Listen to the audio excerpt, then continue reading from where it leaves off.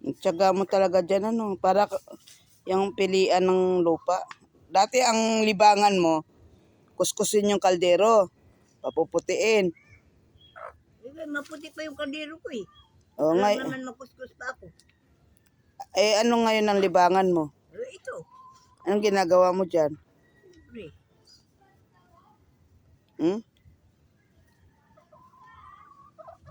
Anong ginagawa mo? Sa'yo ba to?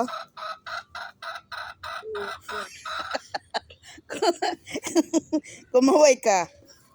Mag-good morning ka. Mag-good morning ka. Gandang umaga po. Sa lahat ng aking mahal sa buhay, sabihin mo. Lahat.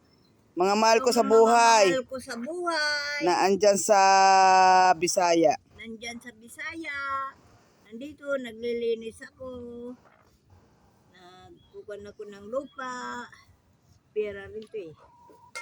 Ang tiyaga, ay guys, good morning sa inyong lahat. Ang tiyaga po ng nanay ko. Tignan nyo, wala daw siyang libangan. Dati ang libangan nito, kuskusin ng mga kaldero niya, papuputiin. Ngayon, maputi pa raw ang, tinanong ko siya, maputi pa raw yung mga kaldero niya. Ngayon, ito, alam nyo guys, yung abo, iniipon niya, tinutumpok niya. Tapos tatanggalan niya na isa-isang dahon. Ganyan siya. Ganyan siya sa kakatsaga. Ako guys ang ako ang naiinip. Ako ang naiinip sa kanya. Ako ang nahirapan, sabihin mo. Ako daw nahirapan, sabihin ko daw guys sa inyo, sabi niya. Tinuturuan ako kung ano sasabihin ko. Ano ka mo? Yan o guys. Naitimpla mo ako gatas. Iniisa-isa yung tumingin ka muna dito. Hi guys. Bakit parang pilit yung mo? Pagbati mo. Pilit. Sama yata ng loob mo eh. Sinisipon ako.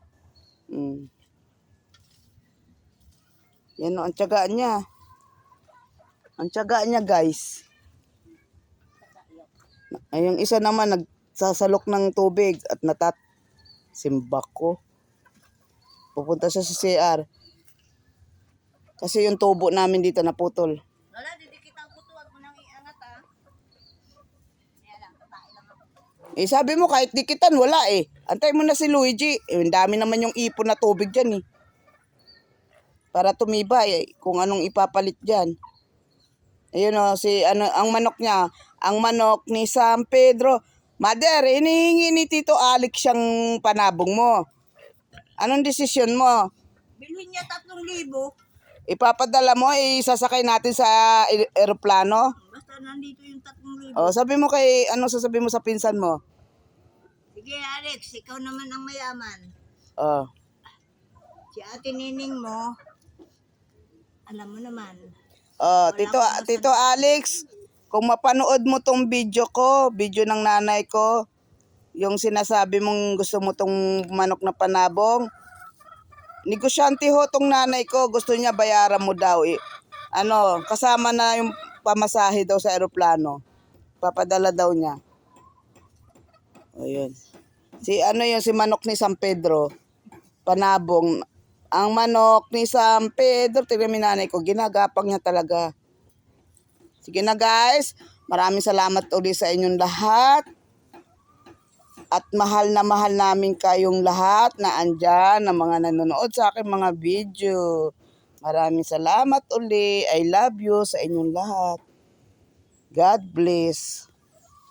Sige na guys. Hi guys. Bye. Love you sa inyong lahat. Love you guys. I love you guys. Guys, ang laki ng aking mukha pag malapit ang camera. Love you guys. Bye-bye.